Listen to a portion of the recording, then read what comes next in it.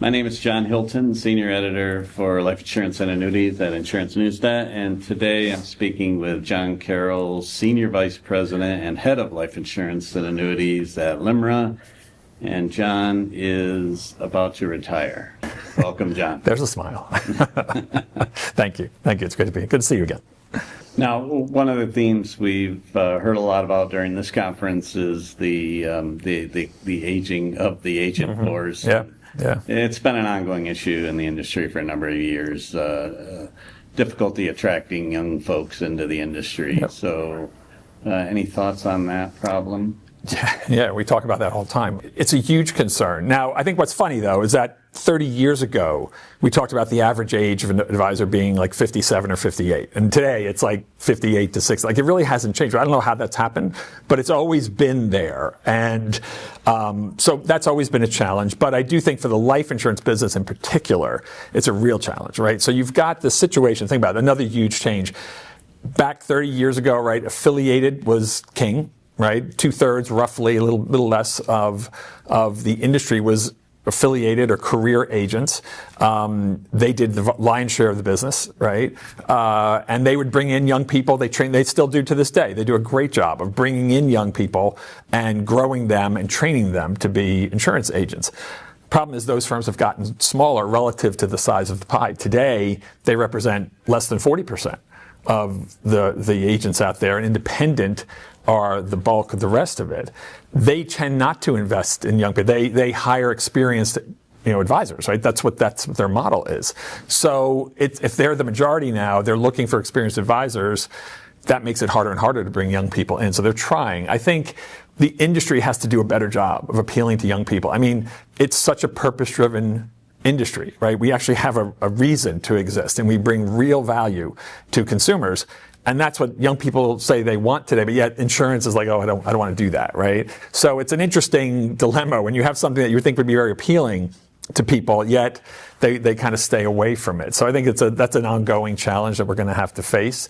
But yeah, I think then you've got the other issue, which is the advisor count has stayed relatively flat for 25 years, right? So you've got relatively flat number of advisors, a population that's growing, right? So it's in relative terms, it's shrinking, right? Because there's no people coming in. So we have a shortage of supply, right? As Dave Levinson likes to say, it's a shortage of supply in the industry. And then on top of that, the other big factor is those folks are moving more towards wealth management. So you've got nobody coming in, right? You've got growing population not being met. And then the people who are in the business are moving towards wealth management. Yet you don't see wealth managers moving in a big way towards insurance. Where they do insurance is more at the high net worth, ultra high net worth, right? It's really the group, the middle market, that is kind of, people are kind of moving away with the way we're set up today. And I think that's a problem. We've been talking about that for a long time. That's something. And I think there's firms out there who are really starting to address that or successfully addressing it. But it's not at scale at this point. Mm-hmm. Maybe a branding problem. There's something about that.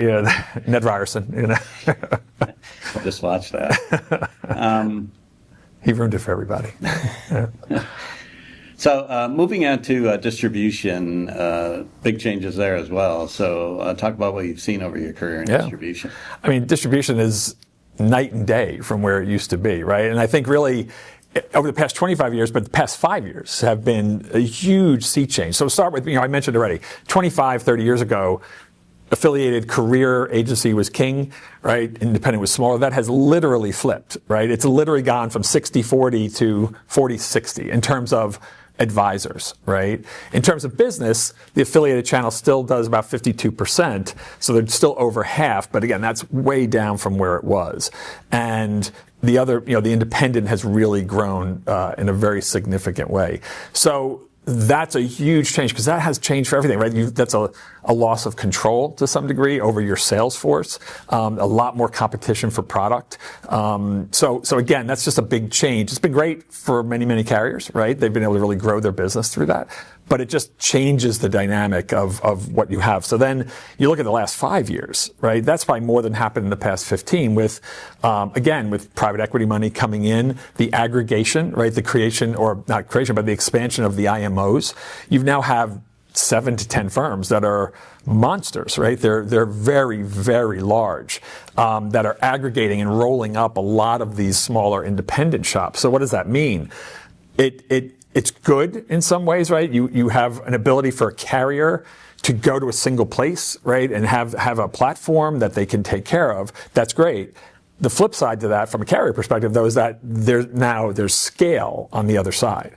So what does scale mean? It means you have pricing power, right? You have platform placement power.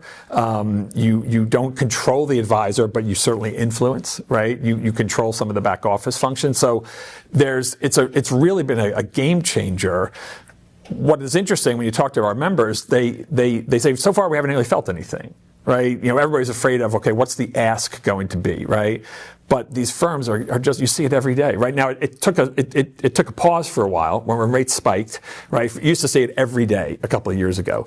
Then rates went up, and again, that sort of dries up some of the money. But now it's starting again. You're starting to see it in the news more frequently, different firms picking up new things. And what's interesting is the IMOs especially, it's not just about life insurance.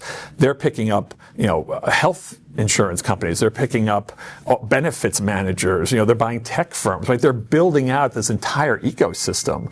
And on the annuity side, people don't really think of them on the annuity side, but they are really growing, right? They have enormous sway in the annuity space. So that's something everyone's like, oh, this is a life insurance play.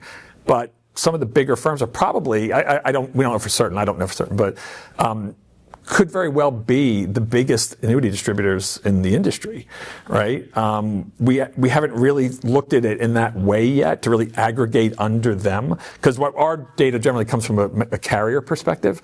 But we do know from looking at the data and where they're doing their business that some of those IMOs are the biggest annuity distributors in the industry.